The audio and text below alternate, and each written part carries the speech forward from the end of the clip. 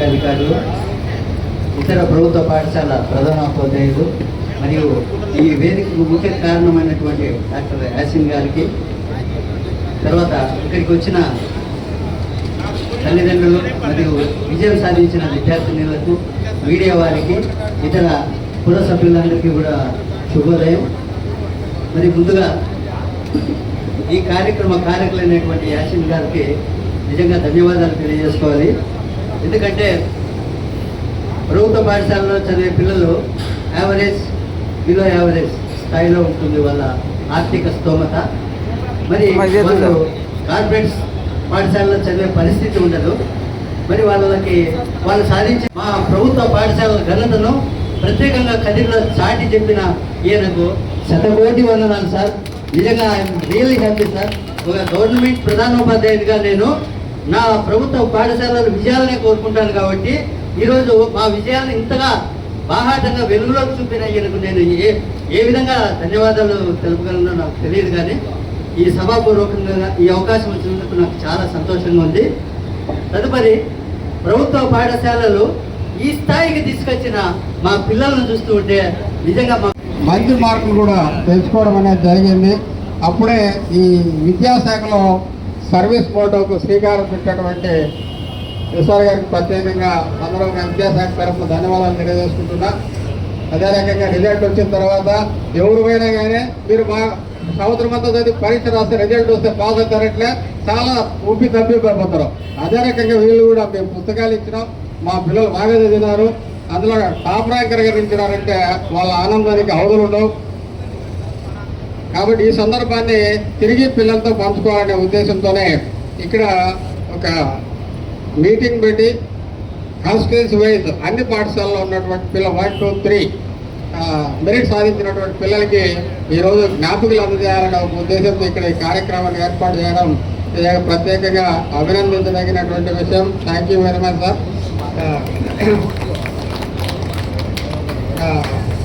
ఇప్పుడు ఈ పిల్లల యొక్క విజయానికి కారకమైనటువంటి పరిణామం, అందులో భాగంగా మా ఇద్దరు పిల్లలు ఇక్కడ మా జిల్లా స్థాయిలో ఒక అమ్మాయి,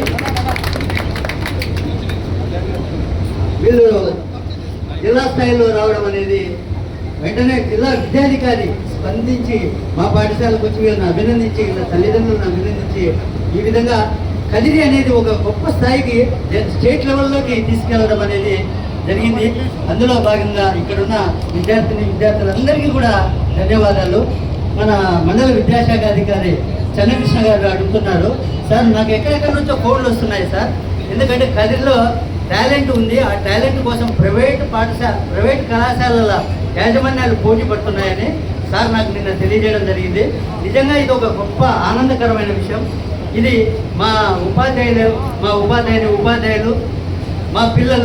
మా పిల్లలకు వారి తల్లిదండ్రులు ఇచ్చిన ప్రోత్సాహము, వీటన్నిటికీ కారణంలో మీరందరికీ కూడా మరొకసారి పాఠశాలలో చదివిన విద్యార్థినిలు ఇంట్లో పనులు చూసుకుంటూ తల్లిదండ్రుల స్థితిగతులు స్తోమతను కూడా అర్థం చేసుకుంటూ వాళ్ళ జీవితాన్ని ఇప్పుడే పూర్తిగా ఆకలింపు చేసుకొని ఈ స్థాయిలో మార్కులు తెచ్చుకున్నారు. కాబట్టి వీళ్ళు ఎప్పటికీ ఫెయిల్యూర్ అనేది ఉండదు, వీరి జీవితంలో ఎదుగుతూనే ఉంటారు.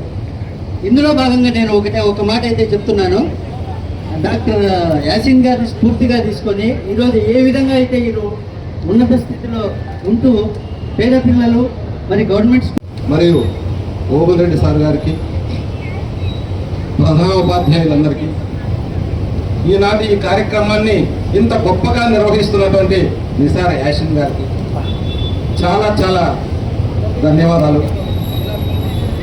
ఇటువంటి కార్యక్రమాలు జరగాలనే మేము ఎప్పుడూ ఆశిస్తూ ఉంటాం. ఇది గొప్ప కార్యక్రమం, ఇందులో పాలు పంచుకోవడం నాకు చాలా చాలా చాలా ఆనందంగా ఉంది. ఇక వేదిక మీద ఉన్నటువంటి పెద్దలకు మరియు వేదిక మీద ఉన్నటువంటి చిన్నారులు, చిరంజీవులు, ప్రతిభావంతులు అయిన పిల్లలకు శుభాశీస్సులతో, ఆ ప్రతిభావంతులను కన్నటువంటి తల్లిదండ్రులకు శుభాభినందనలు తెలియజేస్తూ చాలా చాలా ఆనందాన్ని వ్యక్తం చేస్తున్నాను నేను. మరి ఇంతటి గొప్ప కార్యక్రమం నిర్వహించడం అనేది చాలా ముదావహం. పిల్లలు సహజంగా పిల్లలు కాదు, ప్రతి ఒక్కరు మనందరం కూడా ఏం కోరుకుంటామంటే సృష్టిలో ప్రతి జీవి గుర్తింపు కోరుకుంటారు. మీరందరూ అటువంటి గుర్తింపును పనికైనా దేనికైనా ఇందులో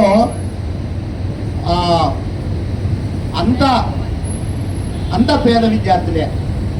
ఎందుకు చెప్తున్నా అంటే ఈ పేద అనే మాట నాతో స్టార్ట్ అయింది, అంటే నాతో అంటే నేను గర్వంగా చెప్పుకుంటా.